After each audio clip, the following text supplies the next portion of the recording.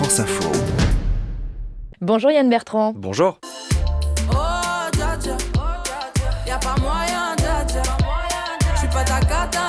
Vous êtes le chef du service culture de France Info et cet après-midi on parle d'elle, d'Aya Nakamura, chanteuse francophone la plus écoutée dans le monde. Elle vient d'être nommée dans 6 catégories aux Flammes, la cérémonie qui récompense la culture hip-hop. C'est la plus nommée de cette cérémonie et elle est pressentie pour chanter Édith Piaf à la cérémonie d'ouverture des Jeux de Paris cet été, ce qui suscite une vague d'indignation de certains ou au contraire de l'enthousiasme chez d'autres. Bref, Aya Nakamura, les élèves de 4e du collège Ali Halidi de Chiconi à Mayotte, ils l'écoutent, ils la connaissent et ils ont plein de questions à vous poser, à vous Yann Bertrand. Alors on commence avec toi, Ildana. Est-ce que toute cette polémique n'est pas partie d'une simple fake news ?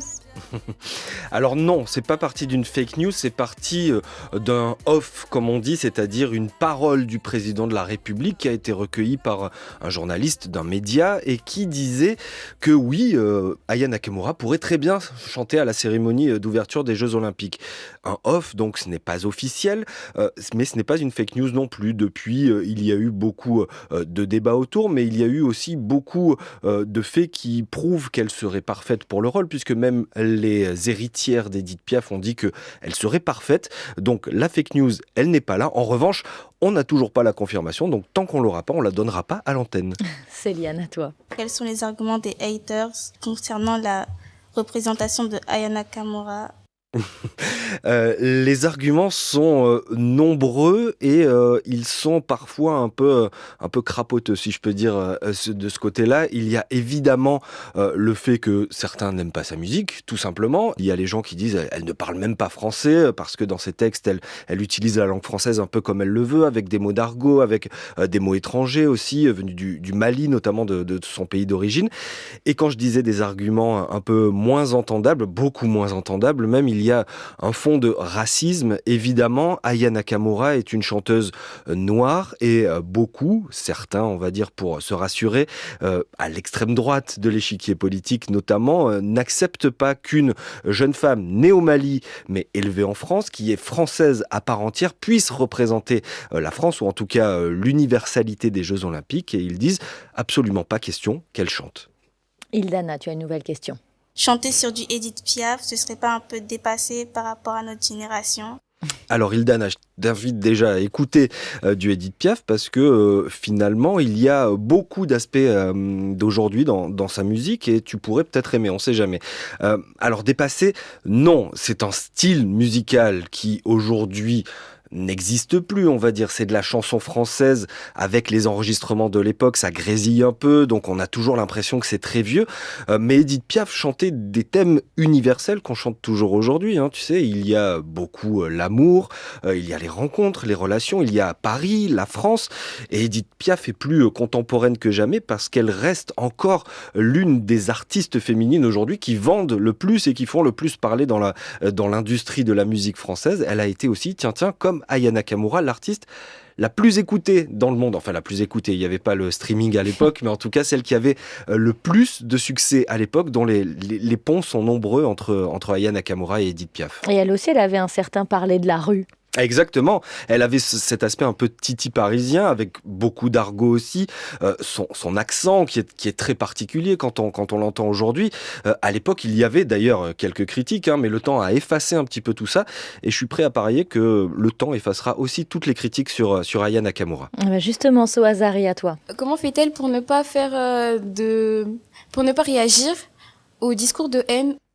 Alors, elle réagit, mais elle réagit en tant qu'artiste, c'est-à-dire qu'elle vient de sortir une chanson dans laquelle elle parle de ses critiques en disant que ceux qui ont un problème, ce sont ceux qui la critiquent et c'est pas elle. Finalement, ces critiques-là, c'est bon aussi pour elle parce que ça fait parler, ça fait écouter, ça fait vendre. C'est toujours pareil que ce soit dans le cinéma, dans la musique, il n'y a pas ou très peu de mauvaise publicité, il n'y a que de la publicité. Aymar. Aya Nakamura s'est inspirée de quel artiste quand elle était jeune ? Elle s'est inspirée de beaucoup d'artistes, mais elle a une idole qui est née comme elle au Mali, à Bamako, c'est Oumou Sangaré, la grande chanteuse malienne qui est aujourd'hui encore une icône malienne, une icône africaine et presque une icône mondiale aussi. Oumou Sangaré qui a joué notamment dans un clip d'Aya Nakamura, qui a chanté avec elle au tout début de sa carrière. C'est vraiment elle, son idole, sachant que, il faut le dire, je ne sais pas si vous connaissez le terme de griot, mais au Mali, ce sont c'est une caste, on va dire, ou en tout cas une tribu qui chante pendant les cérémonies. Et Aya Nakamura vient d'une famille de griots. Sa mère était griotte, une griotte féminine, donc c'est assez rare. Et Oumou Sangaré est dans cette droite ligne. Et évidemment qu'Aya Nakamura s'est beaucoup inspirée d'Oumou Sangaré pour l'aspect traditionnel de sa musique. Après, aujourd'hui, il en reste quelque chose, mais elle va dans tellement de directions que c'est impossible de dire qu'elle fait du Oumou Sangaré. Céliane? Comment Aya Nakamura est devenue célèbre? Alors, elle est devenue célèbre en chantant, tout simplement. Elle a fait ce que beaucoup de jeunes artistes ou de jeunes artistes en devenir font aujourd'hui, c'est-à-dire qu'elle a publié ses premières chansons sur Facebook. Alors, je sais que vous utilisez plus Facebook, mais à l'époque, c'était là-dessus qu'il fallait aller. Elle a posté des chansons, elle a posté des vidéos, et puis petit à petit, elle s'est fait connaître d'un public avant de signer dans une maison de disques qui, à l'époque, était Warner.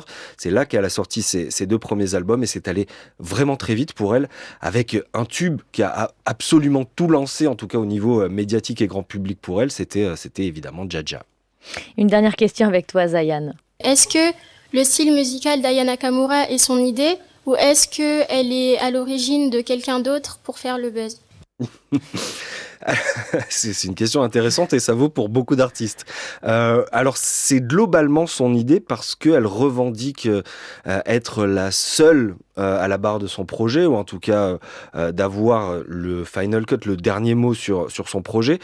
Après, elle sait s'entourer, elle sait très bien s'entourer, elle a des producteurs qui l'aident beaucoup, et en fait, elle a un style qui s'adapte un petit peu à tout, où au début, on était clairement dans les cultures hip-hop afro-caribéennes, même plus africaines qu'afro-caribéennes, et elle a peu à peu évolué vers justement la Caraïbe, l'Amérique du Sud, le reggaeton, son dernier album, vraiment, elle a fait d'ailleurs un featuring, un duo avec le Colombien Maluma, qui est un peu une star du genre, et aujourd'hui, on peut dire qu'elle choisit, mais en même temps elle est très alerte, elle est très en alerte sur les styles musicaux qui marchent, et on peut dire qu'elle a raison, puisque a priori, si on en croit les chiffres et tous les records qu'elle bat, eh bien ça marche. Bien, merci beaucoup Yann Bertrand d'avoir répondu aux questions de ces collégiens de Mayotte. On termine en musique forcément avec Baby de son album DNK sorti l'année dernière. Merci aussi à Estelle Faure et à Marie Mougin.